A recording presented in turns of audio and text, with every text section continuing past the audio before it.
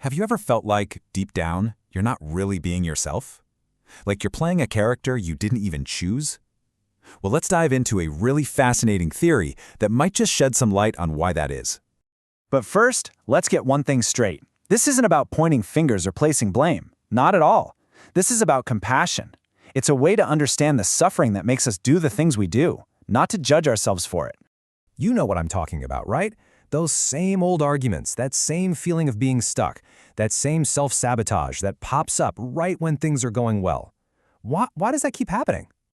Well, this theory says your fundamental mission here on Earth is pretty simple. It's to experience life, all of it, and learn to love yourself through every single bit of it. But there's a catch. Something gets in the way. And that something is your ego. It's built up this fortress of beliefs that insists, nope, you can't be who you really are. It's not safe. So here's how we're going to break it down. We're going to look at why we build these protective shells in the first place, and then we'll dive deep into 3 of the 5 core wounds. Sound good? Let's get into it. All right, let's tackle the big question right away. How did you get so disconnected from your true self in the first place? Think of it like a 4-act play that pretty much all of us go through. Act 1, you're born totally authentic, totally free. Act 2, you learn that being you, well, it can lead to disapproval or pain. Act 3, you rebel, you fight back. But eventually, Act 4, to stop the hurt, you give in. You build a wall, a new personality, a mask. And that brings us to the absolute core of this whole idea. The wound you carry and the mask you wear to hide it. So a wound is basically a deep, painful experience from when you were young, something that was so overwhelming at the time that you just couldn't process it or accept it. And the mask? Well, that's your defense system. It's the personality you constructed brick by brick to make sure nobody, and that includes you, can ever touch that raw, painful wound again. And here is the complete map. There are 5 core wounds, and each one has its own specific protective mask. For this explainer, we're going to zero in on the first 3: rejection, abandonment, and humiliation. As we go, just see if any of them feel familiar. Okay, let's start with the first and maybe the deepest wound, the feeling of being rejected. If your core wound is rejection, then your protective mask is called the fugitive. Now this is pretty wild, but the theory suggests this wound can actually shape your physical body, a body that kind of shrinks, that tries to take up less space, almost like it's trying to become invisible.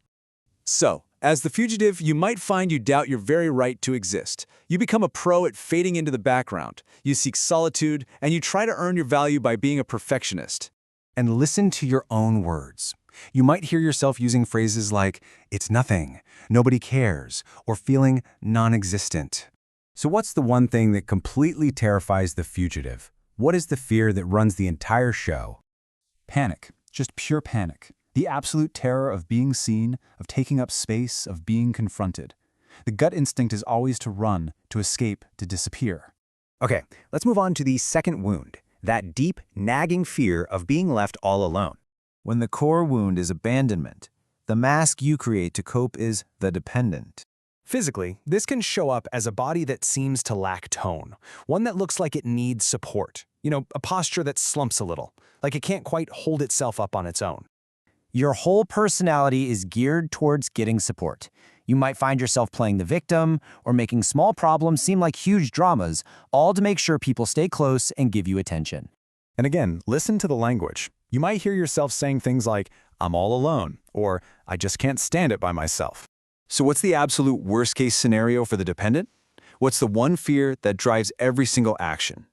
Loneliness, that raw, primal fear of being utterly and completely alone, with absolutely no one to lean on.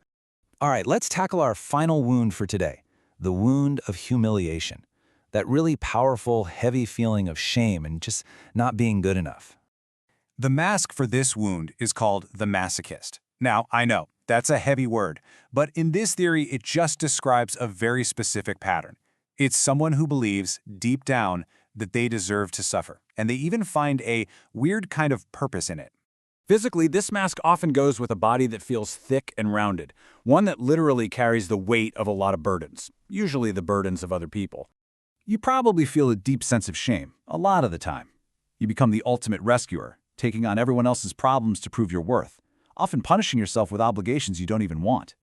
Your vocabulary is just filled with judgments of value. You're constantly asking yourself if you are worthy or unworthy of good things. Now here's the paradox. You'd think this person's biggest fear is being shamed or burdened more. But what is it really? Freedom. I know, it sounds crazy, right? But think about it. If you're free, you have no obligations. And if you have no one to serve, then what's your purpose? That freedom is actually terrifying. So, we've just explored some really deep and maybe even uncomfortable patterns. The big question is, what now? What do you do with all this? First, just be honest with yourself for a second. Did any of that sound familiar? Did one of those descriptions just make you stop and go, wait a minute, that's me? And here is the most important part of this whole thing. This isn't about fixing yourself. You don't have to do anything right now. The real power is just in noticing. The simple act of seeing your mask for what it is, a protective strategy. That's it. That's the beginning of everything. That's the first step back to you. So just take a quiet moment after this is over. Recognizing the mask is how you start the journey back home to yourself. The only real question left is, which one are you wearing?